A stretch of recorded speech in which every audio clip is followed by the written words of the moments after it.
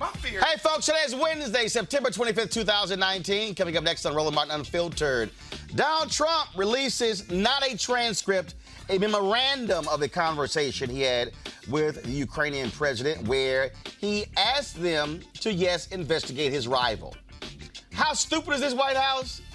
They sent their talking points to Democrats and then sent an email saying they were recalling the email.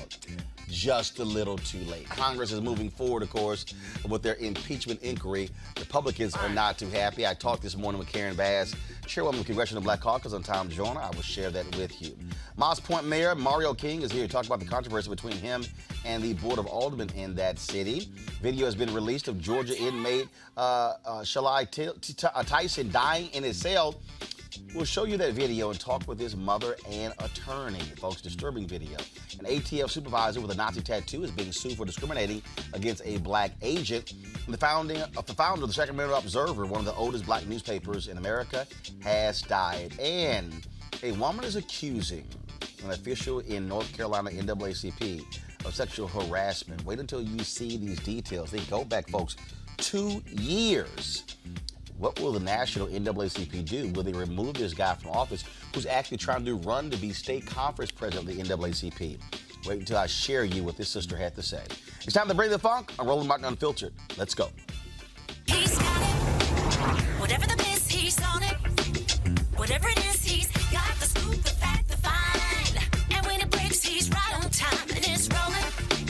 Best believe he's knowing. Putting it down from sports to news to politics. With entertainment just for kicks, he's rolling. It's on go, y'all. It's Roland Martin, yeah. Rolling with Roland now. He's funk, he's fresh, he's real, the best, you know he's Roland Martin now.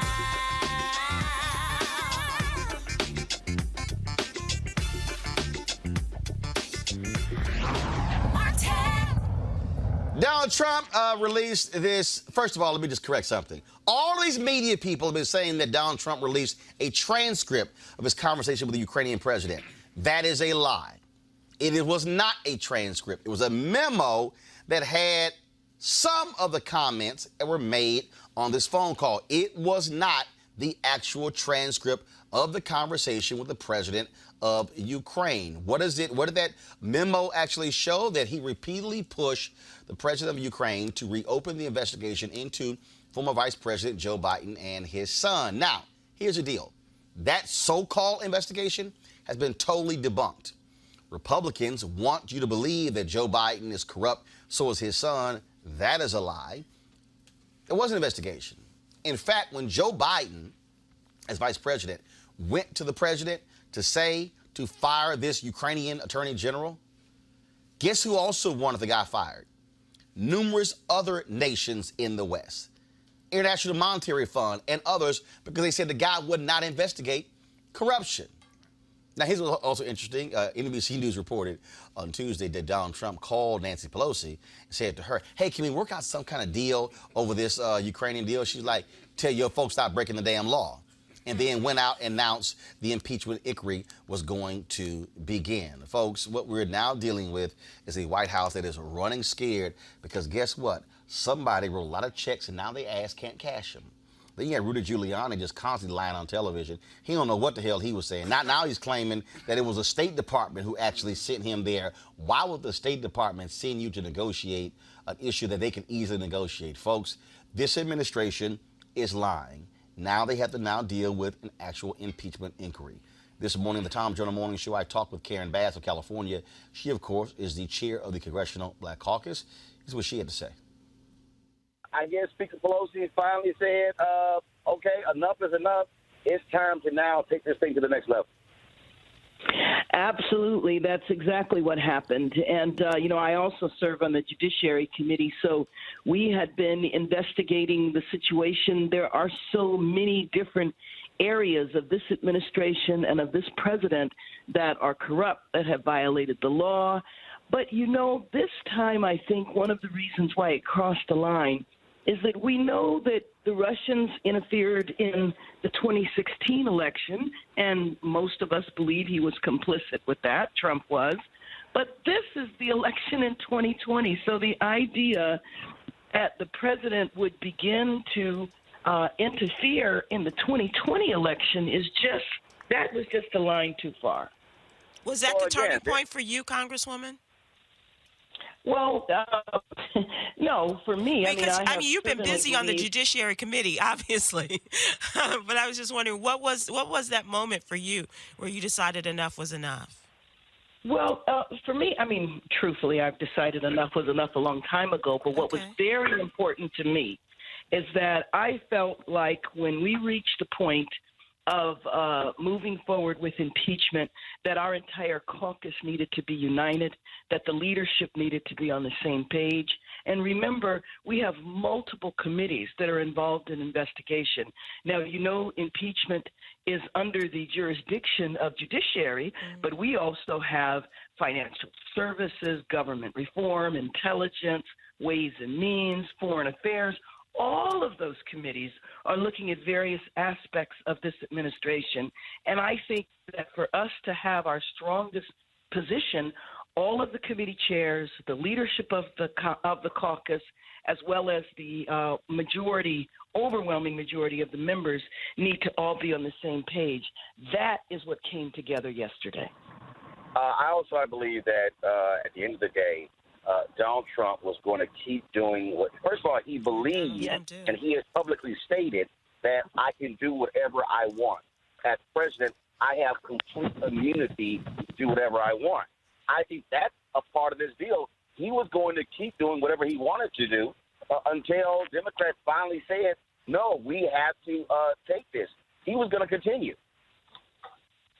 And you know what? I think that he probably will continue as well, because I truly believe, and I'm sure you do as well, that he has no clue, even though he's been in the job for over 2 years, he has no clue what this job is, and he cannot control his behavior. This is the way he's behaved for over 70 years before he got to the White House. And I don't know why we would think that coming to the White House, he would have a complete change in behavior. He's never had to be accountable to anyone in his entire life. And so as he goes about the presidency, he interprets everything the same way. Well, all I have to do, if I did it in public, you can't say it was breaking the law. So I'm going to rob a bank, and as long as I tell everybody I'm going to do it, it's not illegal. It's the type of insanity that we have been living with for the last 2.5 years. I believe he's an existential threat, not just to our nation, but an existential threat to the planet. All right, Congresswoman Roland, in a perfect world, what's the next step to impeachment, and can we get it done before the primaries? Well, first of all, what was announced yesterday was the caucus being united in an impeachment inquiry. Now we have to figure out exactly how that is going to play out. So I have a judiciary is meeting tonight. I'm sure the other committees are meeting tonight as well to figure out how this is going to roll out. But essentially, we will continue the investigation. Naming it and declaring it as an impeachment inquiry should strengthen our hands with the court, because you know that because he is lawless, because he's not going to pay attention to subpoenas or anything, we're going to have to take everything to the court. But when it is now an inquiry, the court should move quicker. When the investigation reaches a certain point, then we will make a decision as to whether or not we enter articles of impeachment and what those articles would be. What are the reasons we are going to impeach him? That will be the next step. And how long that's going to take, I do not know. But pretty soon we are going to be in the middle of a presidential campaign, and then I think that the scenario will change again. Congressman, just in terms of day-by-day kind of process, how quickly do you see things rolling out? And because the concern I have is about when you say going to the courts, and Donald Trump has not wasted any time in making a ton of appointees to the various levels of courts. So I'm just wondering in terms of how quickly you see this moving through the legal system.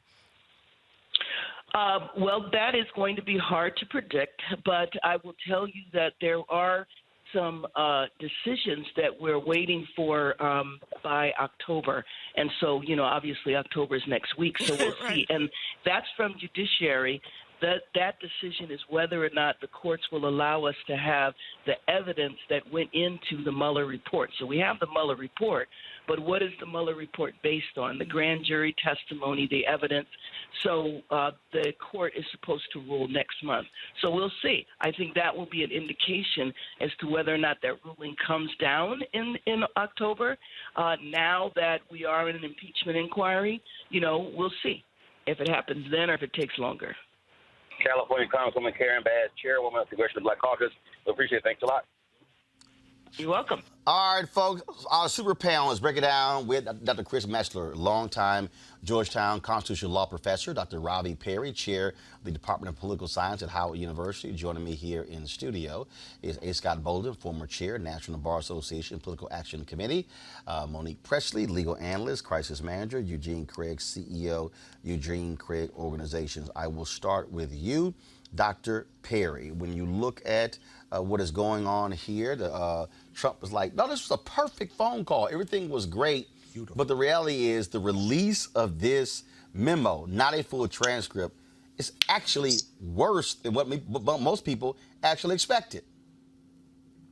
Absolutely, it is. I mean, it's surprising that they actually released it, but he really was pushed into a corner and had to release it because the Democrats made it clear that it would be obstruction of justice really to not release the transcript. And so, but this is not a transcript, as you just indicated. It's a memo of that shows the recordings of some of the people who were on the call along with the two presidents. And so the challenge that we have right now is that this is the fourth time that we have had an impeachment process of a president. And it normally takes about 4 to 6 months for it to clear the entire House. But then ultimately it has to end up in the Senate. And it has to end up in the same Senate that's controlled by Mitch McConnell, who, of course, is a close friend of the president. And ultimately it will require, if we want, for the Democrats, if they want the impeachment to actually result in removal of office and not just a slap on the wrist like it was, for example, for President Clinton, then it will require a supermajority of senators to actually require Trump to be removed. And that would mean that we would need at least 20 Republican senators to actually choose to vote for impeachment. And right now, there's none on record having ever supported that. Chris Metzler, what you have here obviously are Republicans. They are doing their best to defend Trump. The Trump administration sent out their talking points. Some idiot actually sent it to the Democrats, then tried to just do a recall of the email. No, it was out in public within 3 minutes.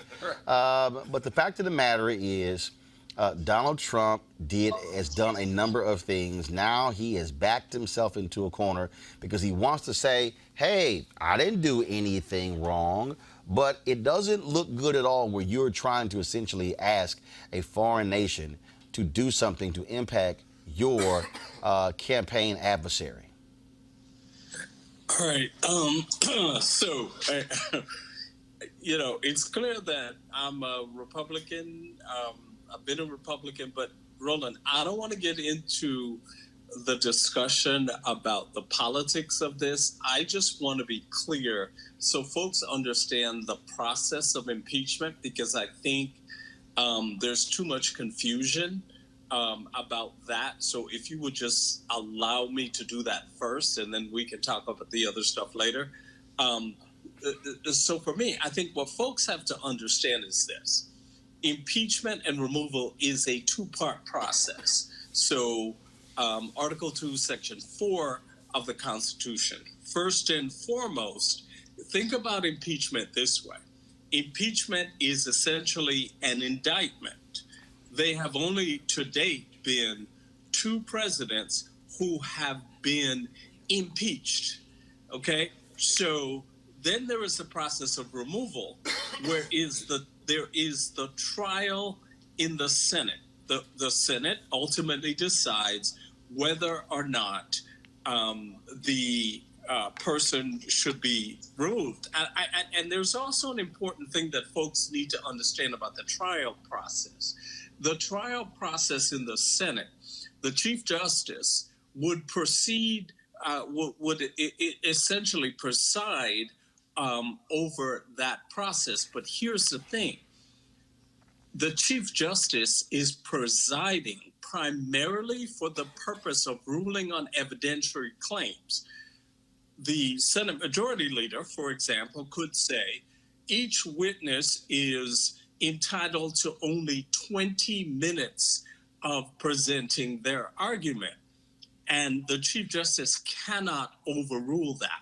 So I think folks need to understand that even if the president is impeached, it doesn't mean that he is going to be removed from office. I think the question from a purely political standpoint is, does the president want to go down in history as the third president to be impeached? But look, we certainly understand the process here, but what is the real issue here, Scott, is that what people don't understand is that I know Chris wanted to divorce politics from this, but we have to be honest.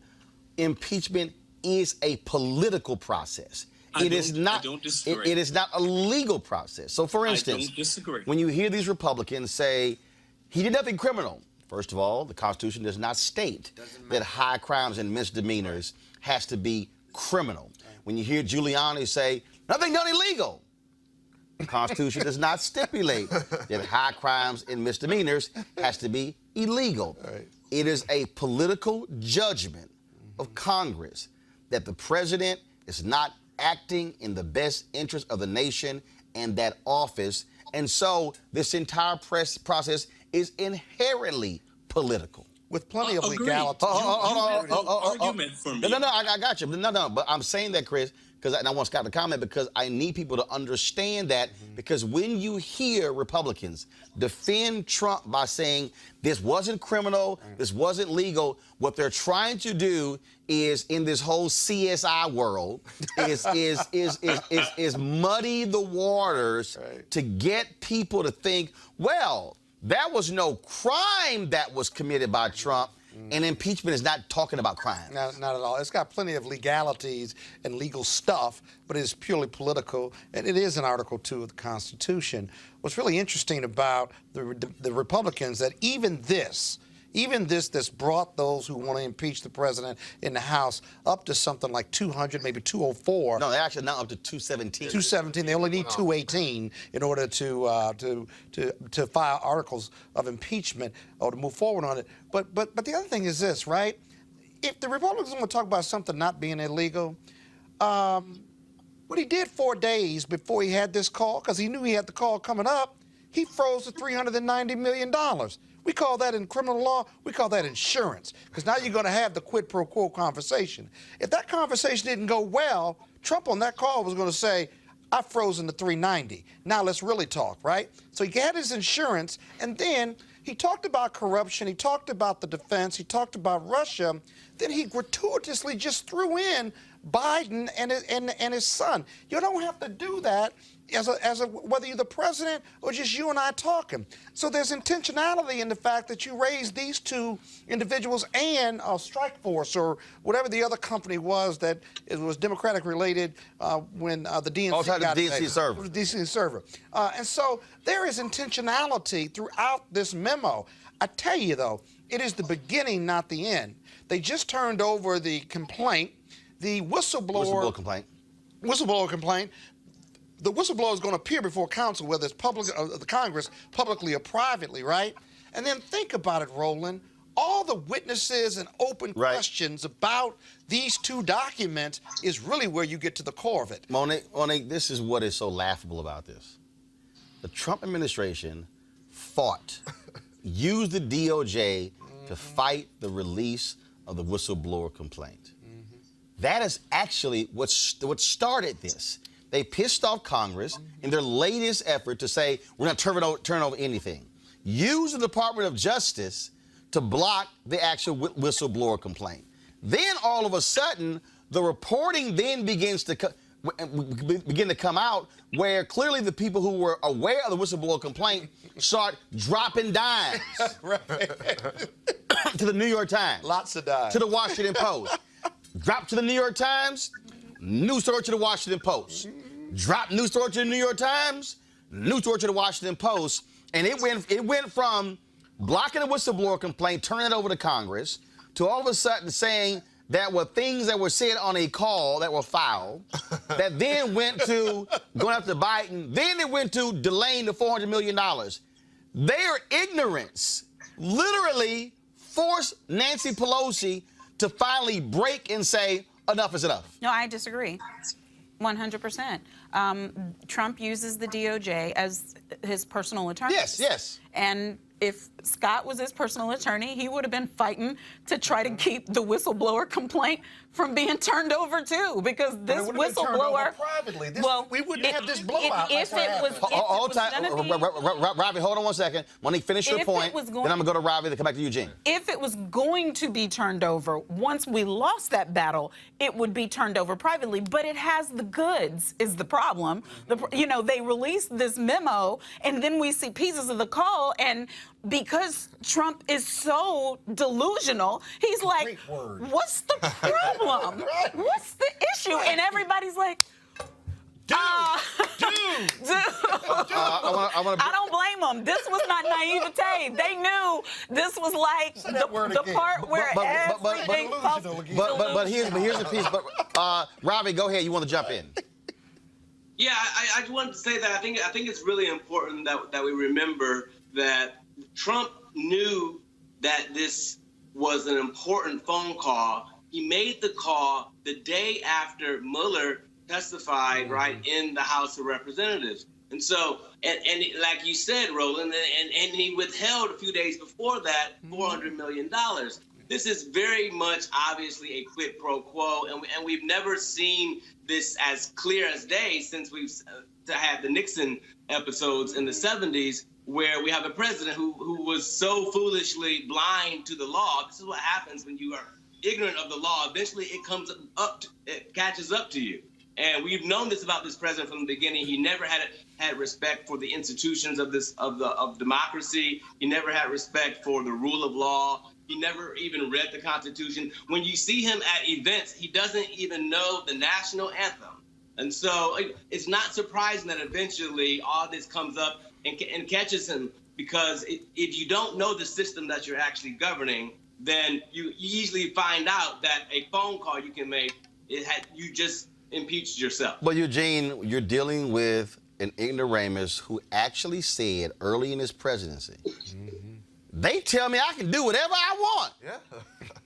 He has operated from this whole idea, I can't be indicted, I got immunity, I can sit here and run my companies and get paid, I can do whatever I want. I mean, he is literally talking about pushing the envelope, and the reality is Democrats were holding back, trying to sue, trying to go to the courts, trying to get the courts to rule a certain way. He said, to hell with you guys having actual oversight of the executive branch. I'm not turning over this. You can subpoena this. I'm ignoring you. I'm not. Oh, no, the law says that the IRS must turn over tax returns. Damn that. I'm not doing it. Steve Mnuchin, I'm going to ignore that. I'm not giving y'all any of the notes tied to all Mueller's work product. Don't matter. It was just this. It was this one thing after another. Yep. And he's operated from this notion that I can literally do whatever I want because everybody else in the country is subject to the law except the president. Yeah. And the thing is this, right? What he's come up against at this point in time is that he's come up against the one thing that is not partisan: intelligence community. What happened around this whole situation? He fired Dan Coates. He fired John Bolton. People in this town may not like John Bolton, but they'll respect him as an intelligence officer. People in this town actually like and respect Dan Coates. So, when all this went down, he got rid of Coates, he got rid of Coates' deputy, and then brought in an acting DNI who would come in and do his dirty work. He fired the ambassador to Ukraine, fired the ambassador to the Ukraine. So, you know, the one thing that has always stumbled Trump, not blocked him, but stumbled him, is process of D.C., is the actual bureaucracy of D.C. It's the clapback of the intelligence community. And the Constitution. And the Constitution. And to go to what Scott was saying earlier, actually, the House currently has 218 votes for impeachment because the independent rep, Justin Amash, is in favor of increase. I thought they were at 217. But here's the thing, Chris. Nobody's counting Amash. Here's the thing, Chris. Of course, you got Republicans who yell. Of course, Sean Hannity, all those idiots over there keep yelling, deep state, especially deeply delusional Lou Dobbs. But it's not even just a question of where the intelligence community is. This guy ignores the Constitution. I know he hasn't read it. So let's not even be confused by that. And Democrats had no choice to go this way because if they allowed Donald Trump to ignore subpoenas, to exert executive privilege of people who didn't even work at the White House like Corey Lewandowski, to do whatever he wanted, they literally were setting up a system where the next president could say, damn, y'all, I can ignore you too. At some point, you actually have to defend the Constitution in this democracy if you actually believe in it. Yeah. Yeah, but okay, but there are a couple of things here. Number one, I think from the Democratic standpoint, however, there is a challenge, and that challenge is, and as Republicans, we're very good at that, which is keeping on message and sticking to talking points. Look, you cannot have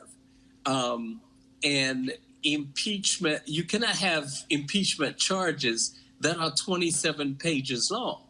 The point here, and let's be realistic about this, there are still a number of Democrats who were elected in Trump-leading districts who are concerned about what the message is relative to impeachment.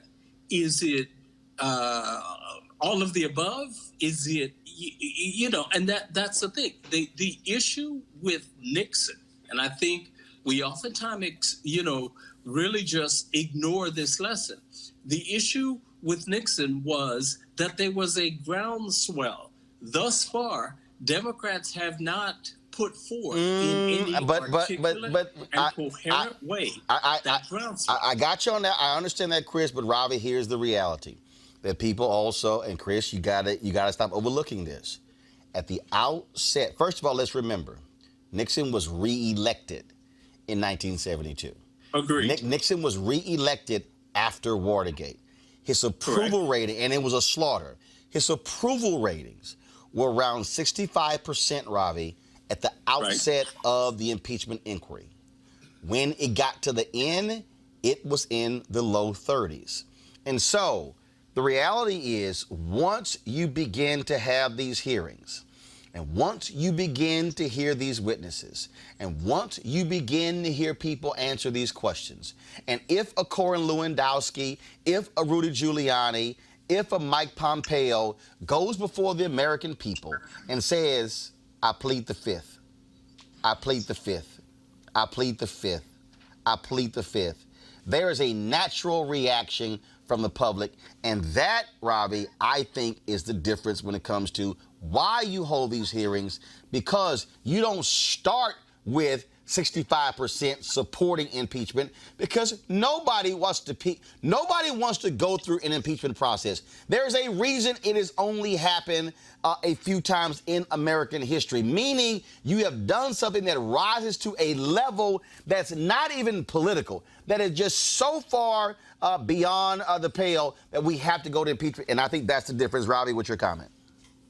I would remind us that what's unique about this impeachment episode is that Pelosi has allowed 6 different committees to actually investigate various aspects of this impeachment episode, in this case that they're building against the president. Usually it's just the Judiciary Committee, and that is, of course, chaired by Nadler. But what is interesting, and I'll give one shout out to our HU poli-sci grad brother, Representative Elijah Cummings, who is, of course, chair of the Oversight Committee, which has the broadest, really, mandate to investigate anything that looks untoward as relates to being a public official and all the business that goes on in the House. And so what is unique about this is that this has been a very methodical process that Pelosi has governed thus far. And as some of your guests said earlier, absolutely, this is the beginning. And the impeachment in the Constitution is meant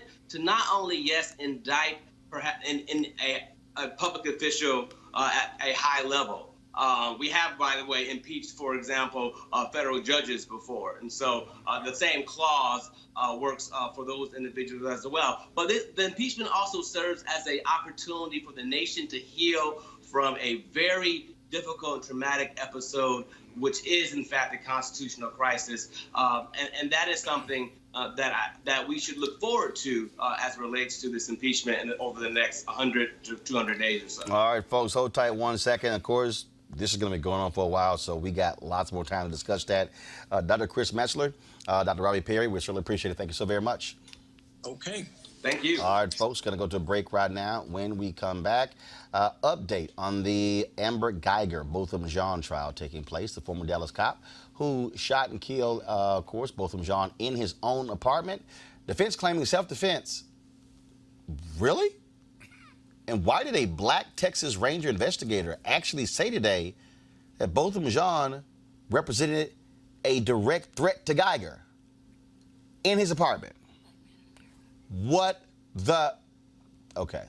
This is Roland Martin Unfiltered. Back in a moment. You want to check out Roland Martin Unfiltered? YouTube.com/Roland S. Martin. And subscribe to our YouTube channel. There's only one daily digital show out here that keeps it black and keep it real. It's Roland Martin Unfiltered. See that name right there? Roland Martin Unfiltered. Like, share, and subscribe to our YouTube channel. That's YouTube.com/Roland S. Martin. And don't forget to turn on your notifications so when we go live, you'll know it. Quiet. All right, folks, you heard me talk a lot about marijuanastock.org. Why? Because I want to keep you informed of investment opportunities that make sense. We've all watched the growth of the cannabis industry. A recent report by New Frontier Data estimates the global cannabis market at more than $340 billion. Now, we know that marijuana legalization is sweeping the country state by state. We also know that marijuana has a good cousin, the hemp plant, with a much higher concentration of CBD. That means hemp gives you all the medical benefits of marijuana without getting you high.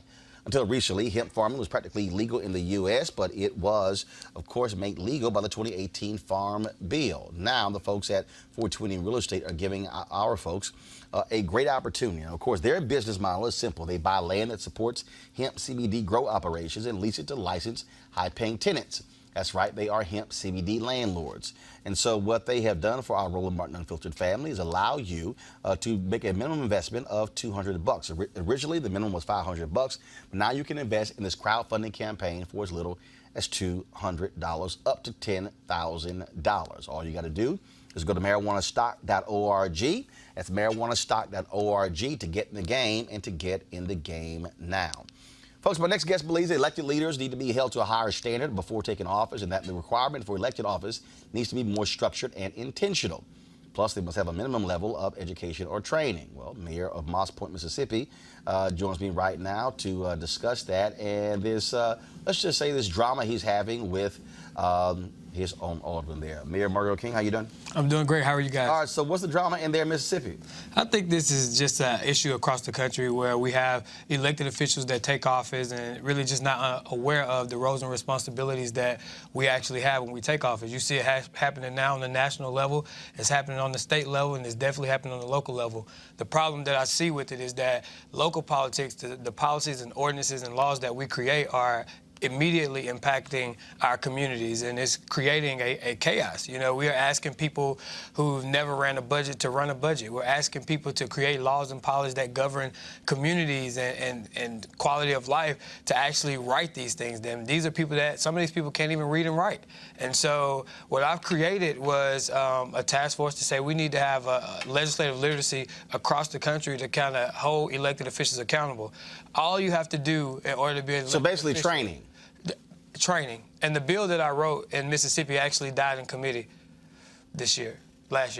But wouldn't you need a constitutional change to do that? Right now, whatever the electoral requirements are to be a council member, a mayor, a governor at the state level. To be a registered voter. Okay, and if the drafters of the state constitution, for example, for Mississippi, wanted there to be more requirements, an education level or training, then wouldn't you need a constitutional change in order to implement that? Absolutely. So what you see, what I drafted was Senate Bill 2417. I've been looking at it. Which is a bill that actually does that. And so we understand the program. And again, to change the Constitution. To change the Constitution. Actually, it isn't a change. It would be to implement a new policy, a new state law that actually helps to govern these types of things. We're failing our people, and if we have to do if I have to create a grassroots movement, which is what I do, to actually impact something, to hold us accountable, it would be helpful. Because you can't hold these elected leaders accountable for things if they don't know.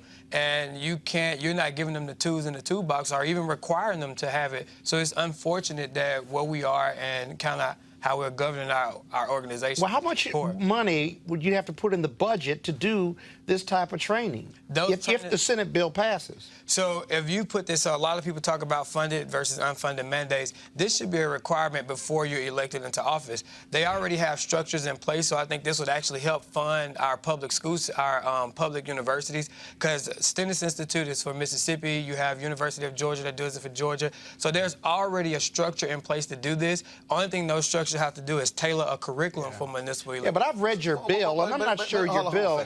Okay. It's real simple. If you're the mayor, why can't you simply, if a new council is elected, you simply have council training? You can try to do that, but my council voted against it, and councils across the country vote against it. It's just not. So y'all don't have retreats? No. You can't, as a mayor, you can't call a retreat? You can't call those retreats. You can or cannot? You cannot. Executive versus legislative. The legislative branch of government is responsible for spending money. Is their responsibility. So you have a city council that when you want to retreat, they say no. You want training, they say no. Yes. And essentially, that's not the mayor's job. That's not the city manager's job. You know, when you hire, and in the form of government that I have, I actually run the city. So I don't have the city manager, I don't have a CAO, so I actually run the city. A strong form of mayoral government. So it's still a weak mayor form of government, but I run the day-to-day operations. Got it. The legislative branch actually spends money and does the hiring and firing. So what happened is the problem. What kind of requirements do you want them to have before they can take office? I would like for organizations and colleges and universities to be able to the Mississippi Municipal League is what governs ours. Every state has a league. So what I would like for leagues to do is to structure a curriculum that is mandated for elected officials to go through before they take office. And what I was willing to do just to help the bill was to say, look, let's do it after they take office and give them a certain amount of time. And if they don't do that requirement, then what happens is, okay, the city is not responsible for paying for training. The city can't use city resources to do that if you don't invest in getting training. But one second. Final question, Eugene. Wouldn't it just make more sense just to replace him in the next election? But you still have the same type of people that would be elected. I mean, you can handpick your folk that you're slating with. I disagree. Bring your own slate. You can try to bring a slate, but then you risk the chance of electing them, which is still, to me, an absence of actually educating the people. But the people with the least amount of money and the least amount of education are of color, and the whole point of an elected form of government is that even if Eugene is, thick as 3 bricks, if I want Eugene to be my council elected official, and there's nothing to say that he can't do a good job of it because he has socioeconomic issues or because he's a victim of discrimination like many other black men in America. One second. Answer Money's question. What if he can't read? What if he can't write? Actually had the issue in Detroit where you had. We had that issue with the president of the United States. You had that. So we'll certainly see what happens with that and whether or not it passes. I do think we need to have people who know what the hell they're doing. But again, the problem is, you got people right now surveying who ain't never read the Constitution, and they actually they're rich and white. So this isn't just a local issue. It's a state and national issue. Okay. 100. Mayor King, I appreciate it. Thank you. Thanks a bunch. All right, folks, going to a break. We come back. We'll talk about the Amber Geiger trial that had taken place in Dallas. Thanks a bunch. Back in Roland Martin Unfiltered. Support Roland Martin Unfiltered. Be sure to join our Bring the Funk fan club. Every dollar that you give to us supports our daily digital show. There's only one daily digital show out here that keeps it black and keep it real as Roland Martin Unfiltered. Support the Roland Martin Unfiltered daily digital show by going to RolandMartinUnfiltered.com. Our goal is to get 20,000 of our fans contributing $50 each for the whole year. You can make this possible. RolandMartinUnfiltered.com.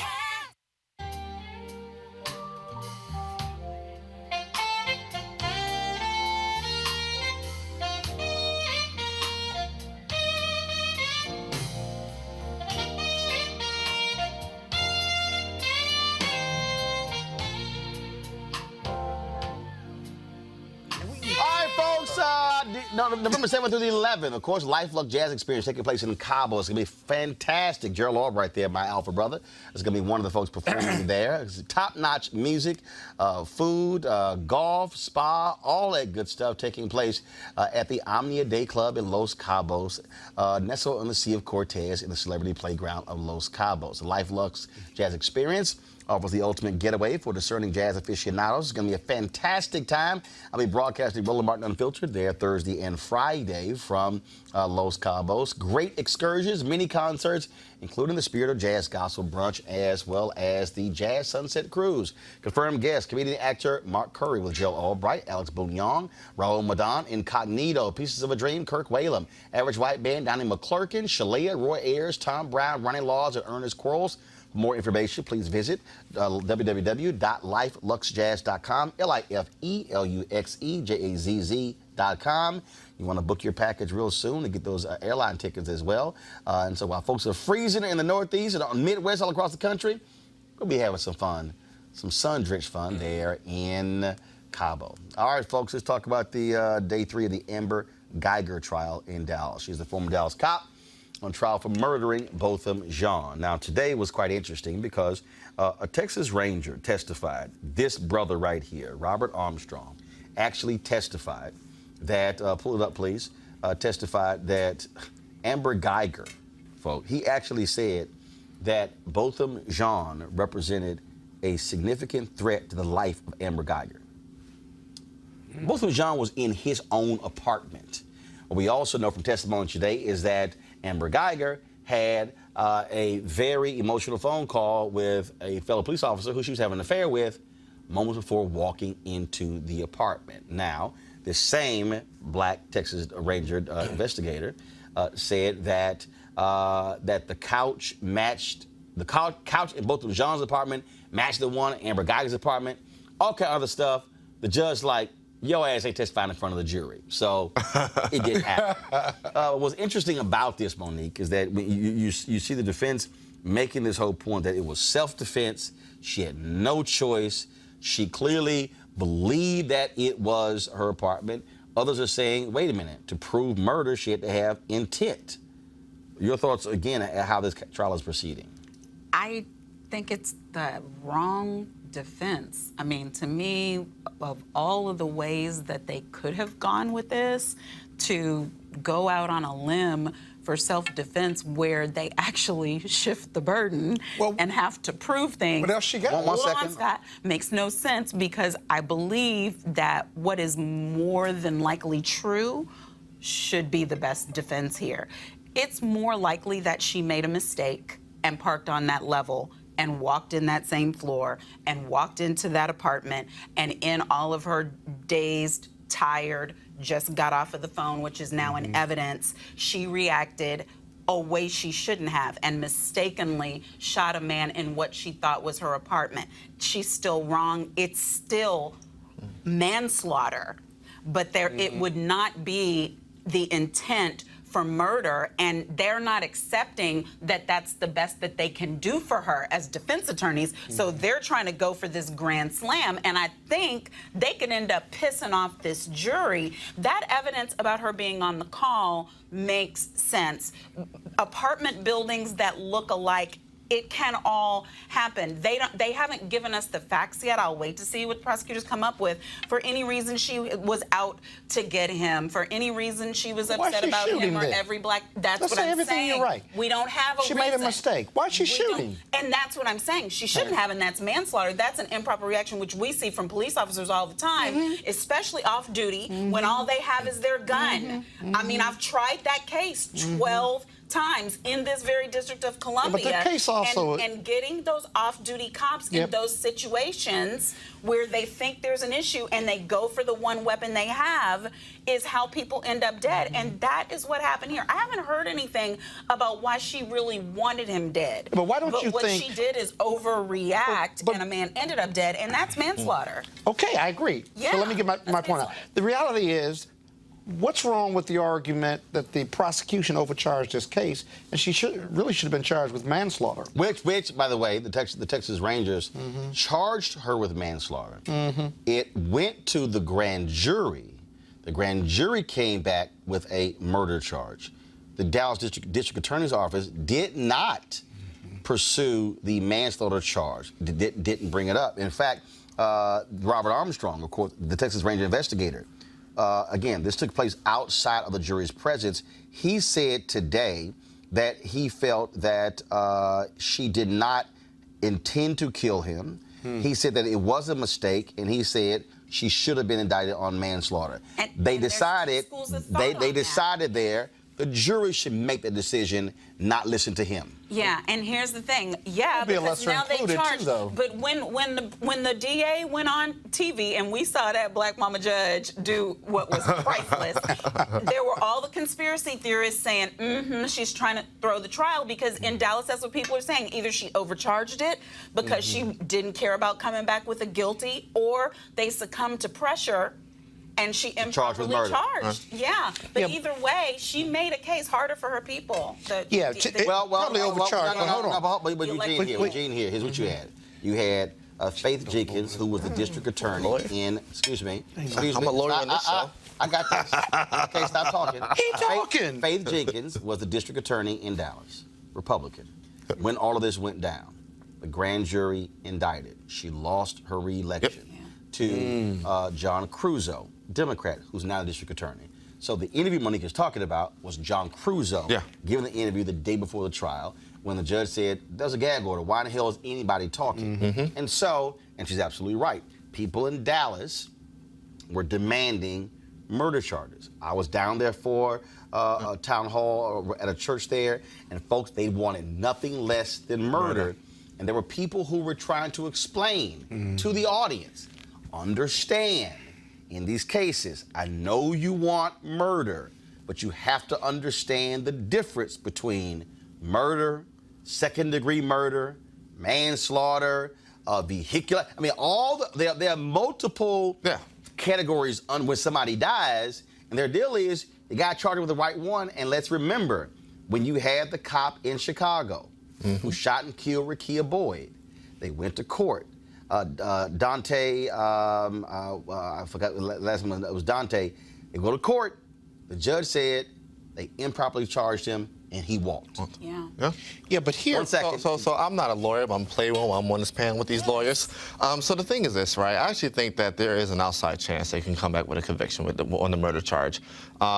Looking at the testimony from the neighbor today, there was some discussion between both of them and Amber Geiger. Yeah, the neighbor testified. He heard some back and forth. He said what he did not hear was her saying, get on the floor. Yeah. He did not hear any police commands. He heard a back and forth, and then he hears gunshots. Then he hears gunshots. And he also testified that he previously, because they were next to each other, he often heard him singing gospel music in the morning. So he laying out, I've heard this guy talk before. Go ahead. And then on top of that, both of them was probably going to be determined that he had to open the door.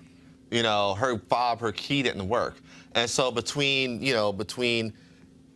her not being able to get into the apartment, him letting her in, and then, she not giving any type of command to, one, de-escalate the situation, probably take control of the situation, she just fires off her weapon after some level of discussion. I mean, I'm not a lawyer, but I'm going to play one on the show. I think that shows some level of intent there. First of all, you don't have to be a lawyer, because the reality is if you're sitting on a doggone jury, you're going to be making a decision. The jurors are not lawyers. But they are listening. And again, this trial, folks, of course, cameras are in the courtroom. It's being live streamed every single day. So people are actually watching this trial, listen to the testimony. Final comment, Scott. There's a real question as to whether the murder charge, let alone one form of the manslaughter charge, even gets to the jury. Because when the prosecution rests, you can bet the defense is going to do a motion to dismiss, saying that they haven't proven their case for murder, at least beyond a reasonable doubt, or that no jury could find murder based on the evidence that was put in. Look for the judge as to whether she's got the courage to let the murder charge go or keep it all in and just punt it to the jury. That'll be important to watch. All right, folks, let's go to this story out of Georgia. The family of Shali Tison, the former inmate in the Rockdale County Jail in Atlanta, said he tried to get help before dying naked on the floor of his cell. Folks, this is the video that was released last week. Oh, my goodness. And so what you see here is you see Tison buzzing for help. Help does not come. Certainly in the family of Tison says this is shameful here. The actions that took place in that jail. Joining us right now is Tilson's mother, Tanisha Tison, and her attorney, Mawuli Davis. First and foremost, Ms. Tison, we're certainly sorry for your loss. Are you alleging in this case negligence by the jailers there?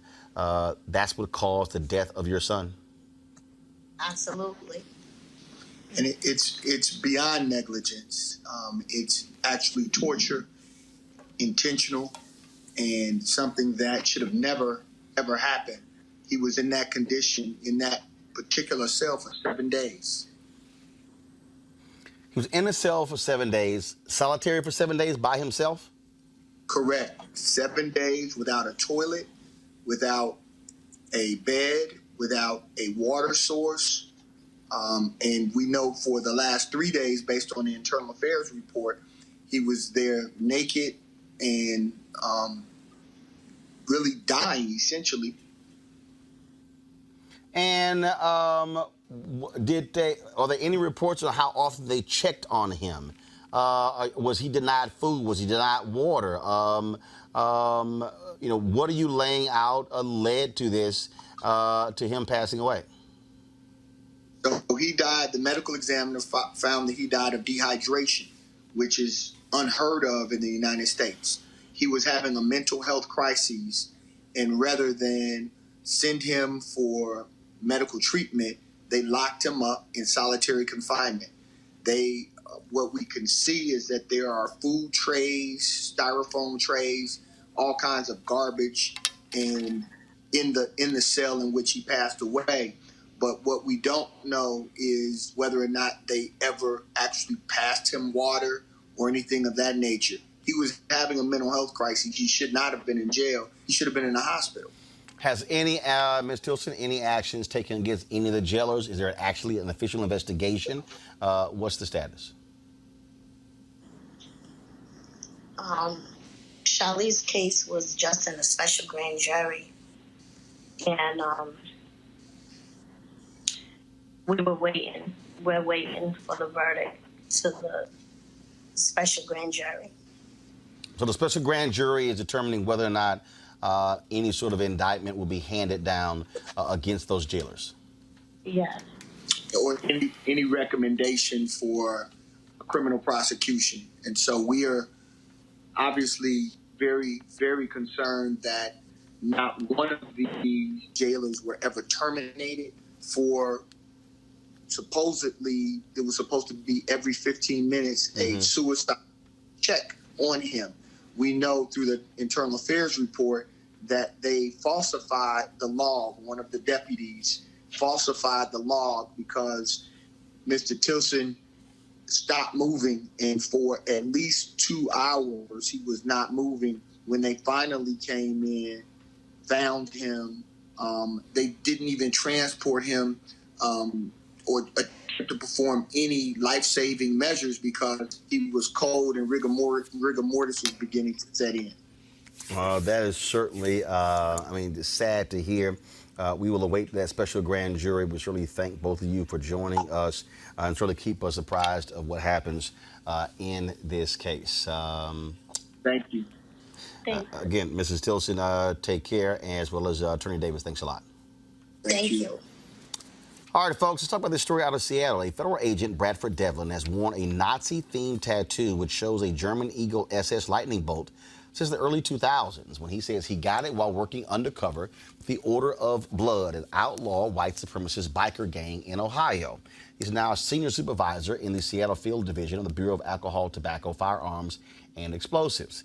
Devlin says there are a number of other former undercover ATF agents with similar Nazi tattoos, calling them war trophies from their undercover days. Well, that tattoo, along with a series of emails sent from Devlin's ATF account mocking black people and then President Barack Obama, are at the heart of a federal lawsuit filed by Cheryl Bishop, an African-American ATF supervisor and former bomb dog handler. She says she was a target of retaliation when she complained about abuse by Devlin, who says he won't remove his tattoos until other agents remove theirs.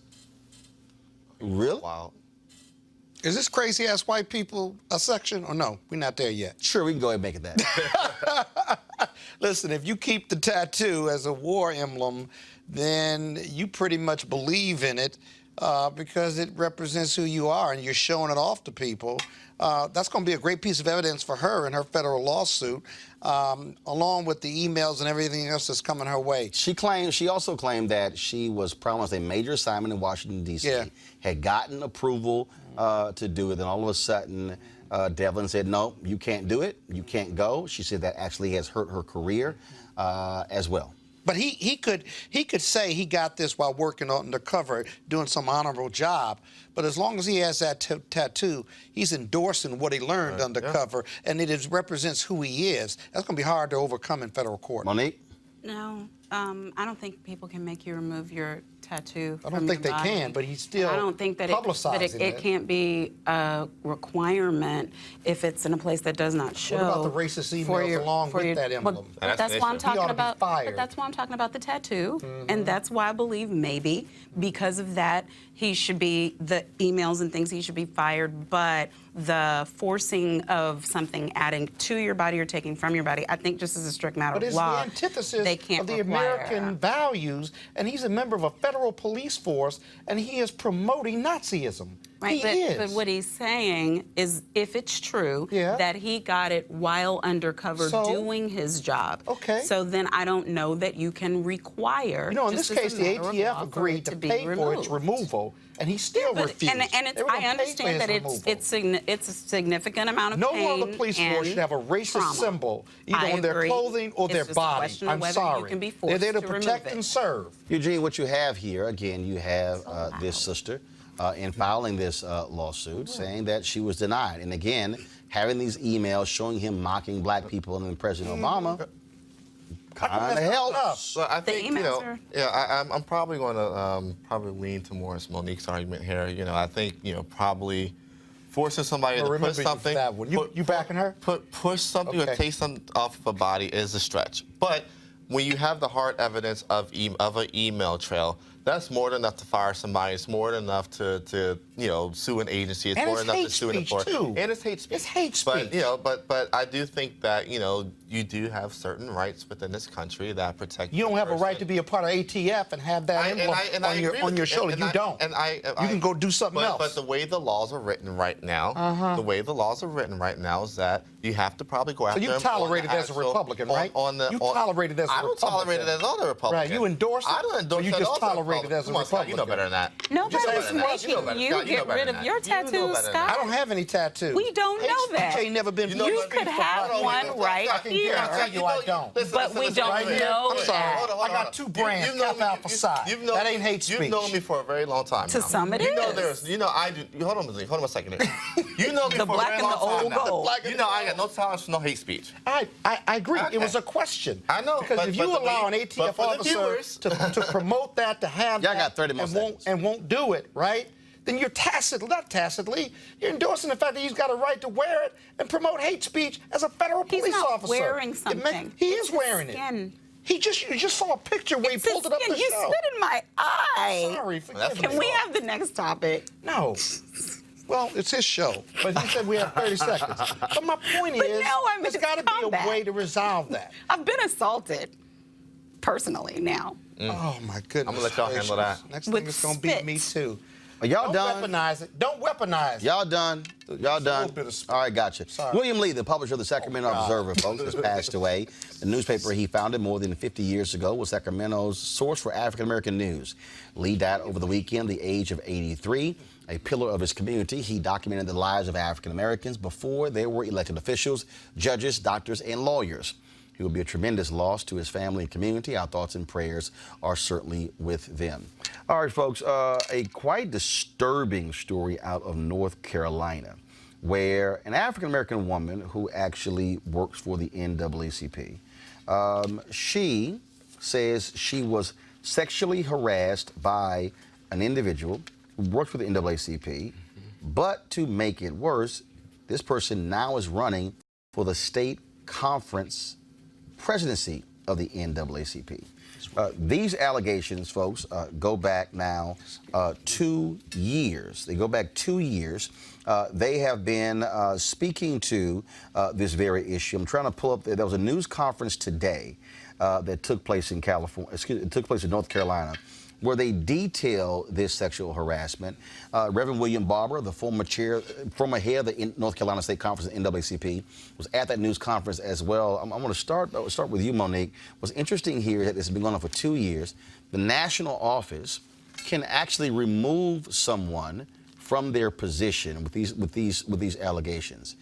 They hired a law firm to investigate, went through the investigation, detail these comments, detail these actions, present that report to the state conference, and these were individuals who actually were NAACP National Lawyers of the Year.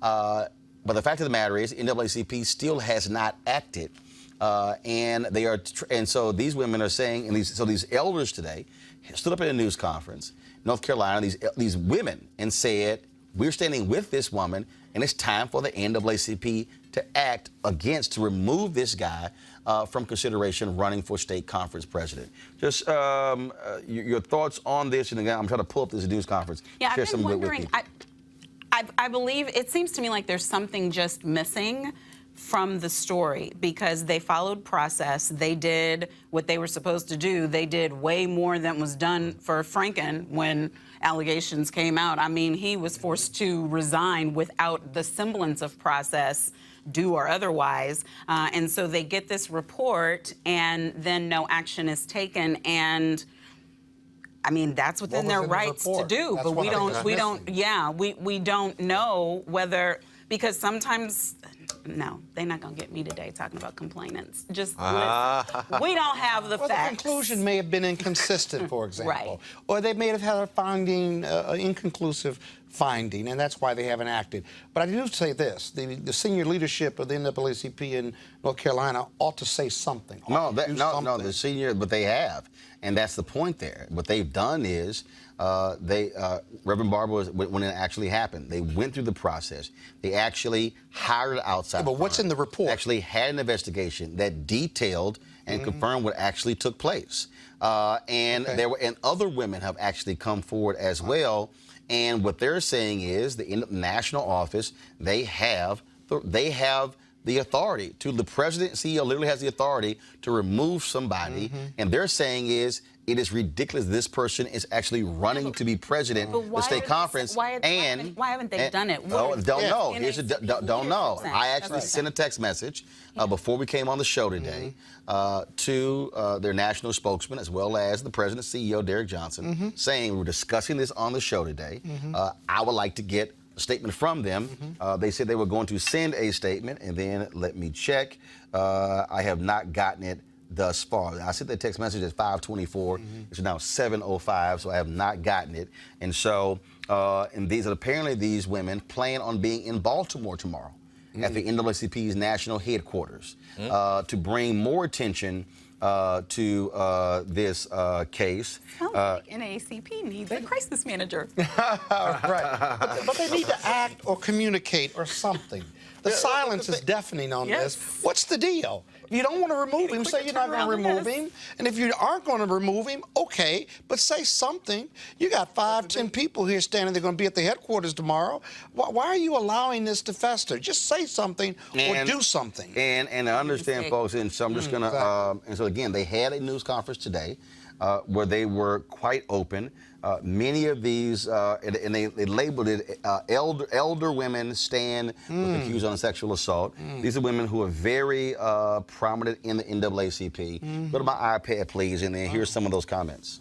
Good morning, everyone. My name is Jasmine Childs, and I am 27 years old. In January of 2017, I was incredibly excited to have been offered a job with the North Carolina NAACP as the State Youth and College Director. My work was not just work. It was my dream job, an opportunity to inspire young people and play a role in their voting and making our democracy work. I had long admired the North Carolina NAACP and the National NAACP and its women fighters. I wanted to be just like them. Shortly after I begun my dream work, a long nightmare began. On February 8th, 2017, I was out of work with the flu, on my couch covered with a blanket when my cell phone rang.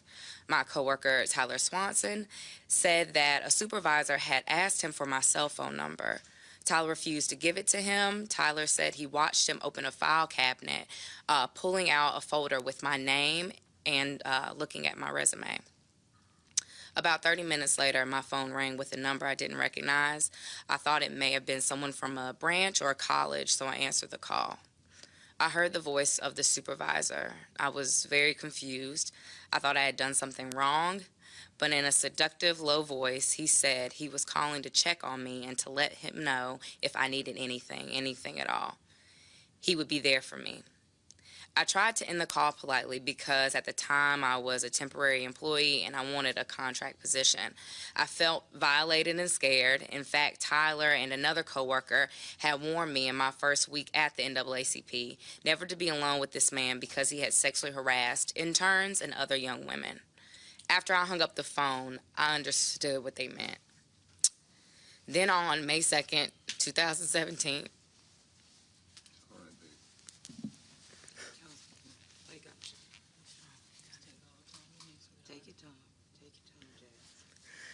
the staff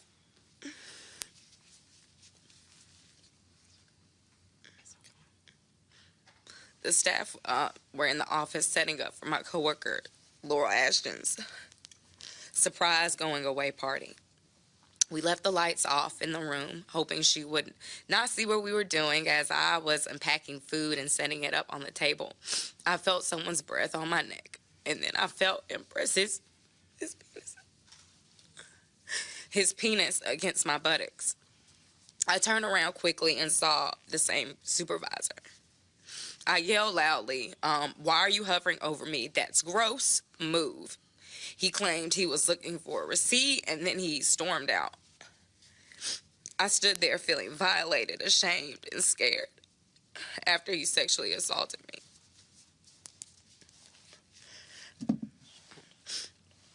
Concerned about my safety and that he would get more aggressive, I reported the incidents and filed a sexual harassment complaint. Once Reverend Barber learned about it, he ordered an independent investigation with a lawyer, independent lawyer, to conduct, which took about 5 months. The supervisor found out about my complaint and tried to intimidate me by barging into my office. I had to shut the door to keep him out. And I felt like a hostage. He resigned during the investigation, but he repeatedly showed up at NAACP events and would stare me down. And this too made me feel violated. At the conclusion of the 5-month investigation, the attorney/law professor gave her determination in a report. She concluded that I had indeed been sexually harassed those 2 times and several others. Reverend Barber sent the report to the National NAACP with a request that he be expelled as a member, which only the national body can do. However, Nationals advised the North Carolina NAACP to file a cease and desist order banning him from coming to any more NAACP events, and they did. But he defied the order and appeared anyway to stare me down. I left the NAACP and I became aware that he was running for the state's NAACP president. So I wrote an open letter to National President Derek Johnson asking that he use his power to stop it because he would endanger many women. He failed to respond to me. Instead, I was told to file an Article 10, the process used to have a branch member removed. I did that and got a requisite 42 signatures from members across the state of North Carolina. I have yet to hear from Nationals. A different Article 10 was filed for expulsion of the same man who sexually harassed me for his protest in front of the Alamance County Commissioners meeting, and with television evidence, the National NAACP dismissed it. Moreover, not only does the perpetrator still have a close relationship with the executive committee, members of the executive committee, the North Carolina NAACP, but as I said, he is now running for the president of the North Carolina NAACP. As president, the predator will have access to many women locally and nationally. Standing here today is the last thing I wanted to do, but I have come forward for two reasons. First, to name the perpetrator who violated me. His name was Reverend Curtis Everett Gatewood. I'm also coming forward to demand that the National NAACP stop violating me and its women members and expel Reverend Gatewood and establish a sexual harassment policy. I want to be included in the process of developing this policy. These past 2.5 years have been very traumatic for me. This has been the most difficult thing I've ever had to deal with. First, I was violated by Reverend Curtis Gatewood and then violated by the National NAACP. I had to get professional counseling. I've wept many times, and it continues to haunt and hurt me. Seeing him flaunt himself on Facebook as a champion of young people and him running for president traumatizes me further. Moreover, people in the North Carolina NAACP have cascaded the elder women who support me without knowing all of the information.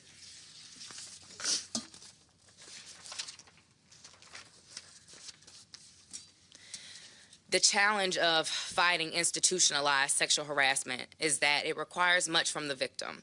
This is especially true when institutions like the NAACP do not have a clear process or policy for addressing sexual harassment and instead violate victims and cause them more trauma by sending them through a complicated bureaucratic maze. It's sexist. They cannot fight racism and protect sexism. It is wrong. With the support of family, friends, and the elder women of the NAACP, I stand here today against sexual harassment and the patriarchy in this society that this society allows and continue and open without sanction. I also stand here to demand that the National NAACP expel Reverend Gatewood for proven sexual harassment and sexual assault. To the many other victims of Reverend Curtis Gatewood and his sexual violence, who are scared to come forward, I stand for you today, and I'm sorry for all of the pain that he has caused you. Yes. I will not stop. We must protect other women. Yes, we will. Yes, we will. All right.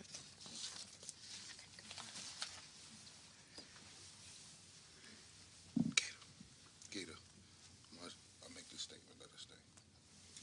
Yeah.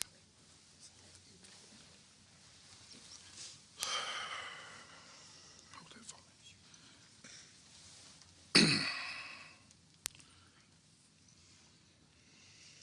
Jasmine is a leader, Yes. and Jasmine is a champion among women. Her mother is here. I want to make sure the media knows this is her mother. To stand with her today.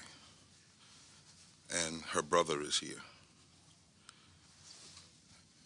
And when she asked me to come and stand with her today, Jasmine, there was no hesitation or question.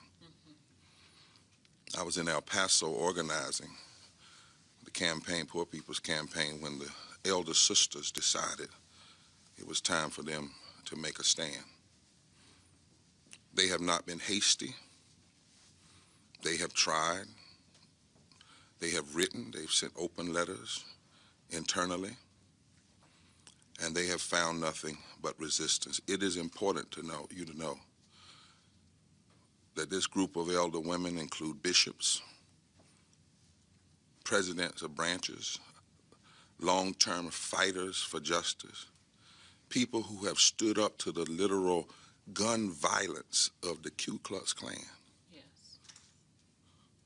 And they met with this sister and her family and said, this is one battle we cannot let pass. Yes, yes. No more. We are here because this young lady and leader decided that she wouldn't be silent anymore and watch an organization not deal with her legitimate legal call for action. We are here because Jasmine's truth about sexual harassment is not hearsay, hyperbole, or a fixation of her imagination. Speak the truth. It is true. Yes. We are here because there is clear evidence of what occurred and other things backed by witnesses, recordings, social media, and a 5-month investigation by a top lawyer and professor of law who specializes in sexual harassment and abuse cases. We are here because we have clear evidence that individuals who should be standing with this young lady connected to this North Carolina State Executive Committee have decided to stand instead with the perpetrator. And at appropriate time, we may name them as well. We are here because she has been maligned, and these elder women of highest regard who have given their lives and soul to the cause of justice and love and chose to stand with her, they've been maligned too.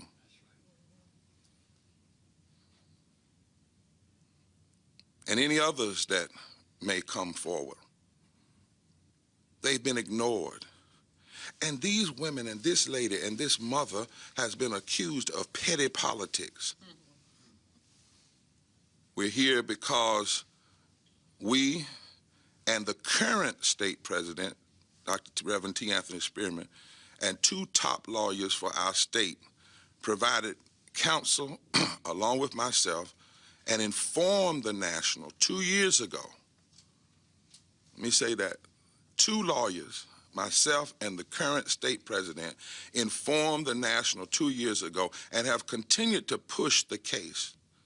National affirmed receipt in numerous ways, but has chosen not to act in ways that only the National can by virtue of its Constitution.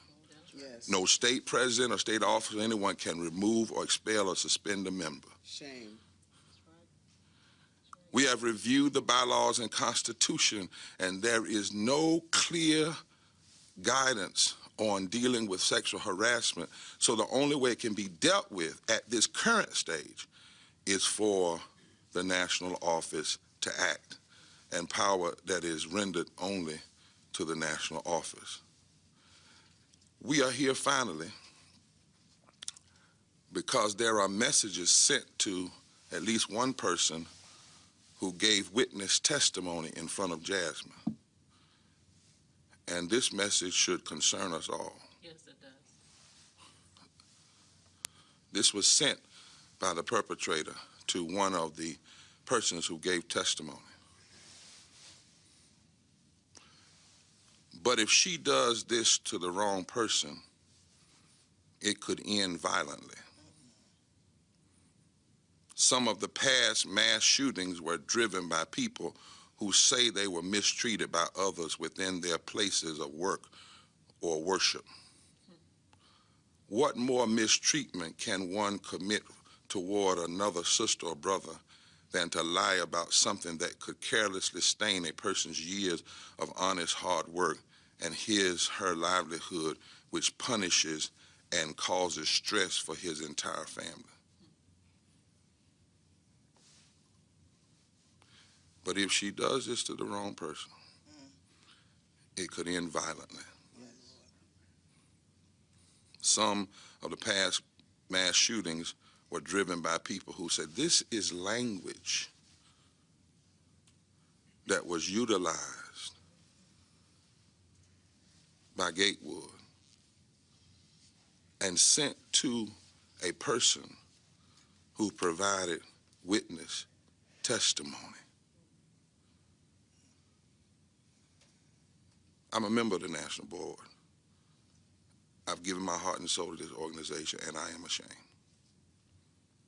I'm hurt, and I'm upset with these women, along with these women. We are all upset. It is time for you to act. And it is time for those of you in this state who we have seen on email and other places to stop making this a petty issue and maligning Jasmine and her family and these women. No more. And stand up No more. for what is right. We will not back down. That's right. I have been advised by a counsel as well to be very limited, and I will take 2 questions. Jasmine will not take any. Yes, sir. Reverend Marbury, you've been a part of the NAACP for Ma'am, I years. can't. There's been a history of allegations of sexual harassment. So why hasn't there been a policy put in place? I mean, these allegations go back 20-some years. Well, that's what I'm concerned about, and I'm concerned about, I haven't been a part of the national structure for years. We have one in the state. We made sure it was there. But I'm also concerned about, I don't want people to skirt around, well, we didn't have a policy. In the current rendition of the Constitution, the national president can remove anybody on the spot. Yes. On the spot, right? The board can act. I've seen them act in certain ways. We signed off on the Me Too resolution. Did a Me Too resolution. This is not about, as much as there ought to be a clearer policy, this is not about the lack of policy, it's about the lack of principle to act right now. Yes, yes, here, here. The moral thing to do, the right thing to do. Yes. There's comes a time that you do what is right. That's the whole fight of this organization. We were told, oh, we can't end segregation. Yes. We don't have a law, a policy. Yes. This organization said, though, that segregation violated higher law. That's right. And whatever policies kept it in place were immoral. Yes. And if you do that in the social structure as it regards to racism, you surely have to do that in as it regards sexual harassment and sexual violence. One more question. And isn't that the irony? It is. And the organization that's dedicated to ending discrimination is discriminating based on gender. Yeah. This hurts me deeply, and all of us. If we're going to show folk what to do, and we're not giving up. This organization, in this state, we fought, we went to jail, we beat back racism and voter suppression. We're fighting for health care for everybody. We claim in this organization we want young people in, and here is a young person who came to give their early life. This girl could go anywhere she wants to. Yes. Yes. Anywhere. She's educated and trained. She came in this organization. And when she let us know what was going on, we immediately did an objective investigation. Immediately. A female top lawyer who specializes in these issues. She did a deep dive. By the time it was over, I was transitioning out, but I stood with the incoming president to say to National, this is for real. And it makes no sense. And if they try to blame the women or blame me or say we didn't follow this or that doesn't hold any water. Yes. Because if this organization had said that down through the years, we would have never made any progress in this country. Because everything we fought was policy, was legal, but it violated our deeper moral values, our deepest religious values, and our deepest constitutional values. I'm sure that this mother didn't wake up this morning or last week or month before that she wanted to be standing up here with her daughter. But she came today because she has seen and heard people maligning this child and these, and excuse me for saying child, but I got daughters her age, this young lady and these women. You know, it's time for it to cease. And members of the North Carolina NAACP, it's time for it to cease. This sister, this young lady is telling the truth. Yes. And those of you that malign her and line up with the perpetrator are further harassing her and causing violence towards her. Yes. No more. No more. No more. Thank you. What your relationship is like now with Reverend Gabriel? Because in my eyes, since I've been in this market, he's been your right-hand man. No, that's not exactly true. He worked for the NAACP. All of the staff worked, but he's not a right hand. I don't know where that came from. Well, a lot of people, this is my right hand, and there were thousands of people that got arrested. He was a part of the team. You don't know what people are doing until you see. But this is not about personal friendship. That's the very thing it's not about. Whether or not I'm a personal friend or a staff worker or a member of my church, that has nothing to do with this. What was his This has something. He worked for a portion of time as the coordinator, the HK-on-J coordinator when we first started, and did some work in that regard. And then he was also, at one point, the head of the Durham chapter, is that correct? That's been some time. I can't remember all of that history, but yeah. So what is he now? Does he have a role now? Well, no, not that I know of. There was an incident where he wrongfully assumed the position of president in Alamance, and the National removed him from that here a few months ago. And now his... Long history. He's been with the... He's been, yes, that's right. And when is this election? October 5th. Very, very soon. Yeah. What's the date? October 5th. October 5th for the president. Thank you very much. Thank you all very much. As I said, folks, a couple of hours ago, I sent a text message to the president of the NAACP, Derek Johnson, and their national spokesman, and they said a statement would be forthcoming. We've yet to receive that, and so certainly when we do hear from the national NAACP, we will certainly alert all of you. Folks, that is it for today. Don't forget, if you want to support Roland Martin Unfiltered, please do so by joining our Bring the Funk fan club by going to RolandMartinUnfiltered.com. RolandMartinUnfiltered.com to join our fan club. Your dollars go to support this show and what we do. Tomorrow, I'm going to be broadcasting from Lima, Ohio, folks, where, of course, I'll be speaking there for an organization there. Let me get it for you. The Lima Area Chamber Foundation, with the Lima tied to the Lima Allen County Chamber of Commerce, and of course we'll be speaking there. If you've not gotten your tickets, do so. And so I will see you guys there tomorrow in Ohio. Looking forward to it. Certainly got a good word for you there about black folks coming together to fight oppression and bigotry in this country. And so I shall see you then. All right, people, I gotta go. Stay black unapologetically. Holla!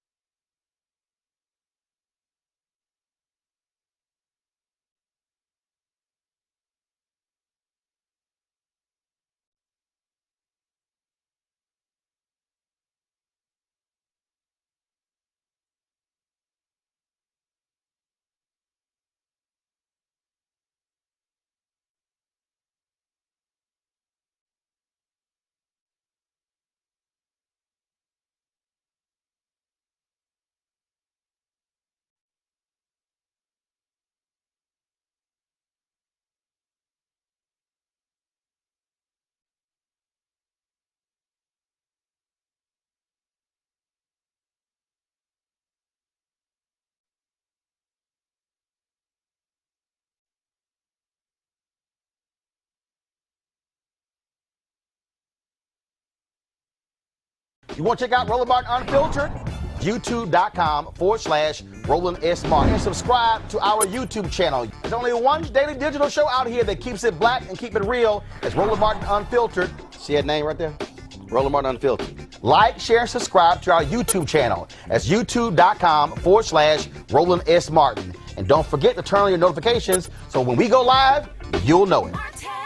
You want to support Roland Martin Unfiltered? Be sure to join our Bring the Funk fan club. Every dollar that you give to us supports our daily digital show. There's only one daily digital show out here that keeps it black and keep it real. It's Roland Martin Unfiltered. Support the Roland Martin Unfiltered daily digital show by going to RolandMartinUnfiltered.com. Our goal is to get 20,000 of our fans contributing $50 each for the whole year. You can make this possible. RolandMartinUnfiltered.com. This is Diala Riddle, and you're watching Roland Martin Unfiltered. Stay woke.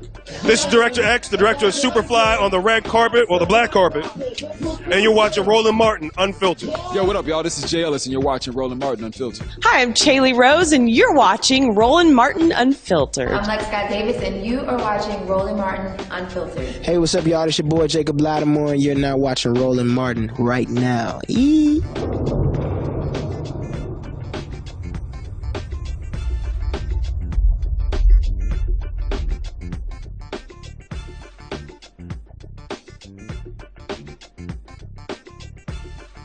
Hey fam, want to check out Roland Martin Unfiltered? The blackest show on all of digital, cable, and broadcast. Check out our audio podcast. There's only one daily digital show out here that keeps it black and keep it real. It's Roland Martin Unfiltered. Press play.